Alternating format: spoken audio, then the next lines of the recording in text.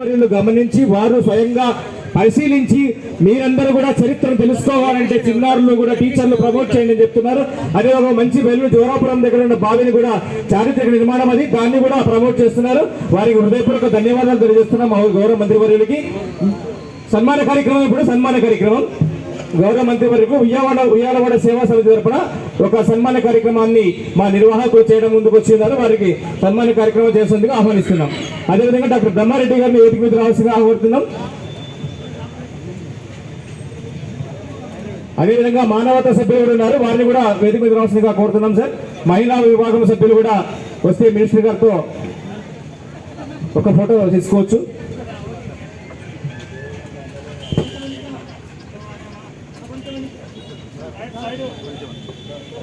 Thank you very much sir.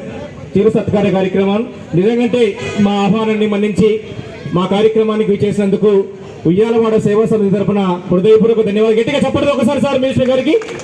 అదేవిధంగా పిల్లలకు కూడా మంచి సలహాలు, ప్రసంగంలో కూడా సెల్ఫ్ రెస్పెక్ట్ అన్నది ముఖ్యమైన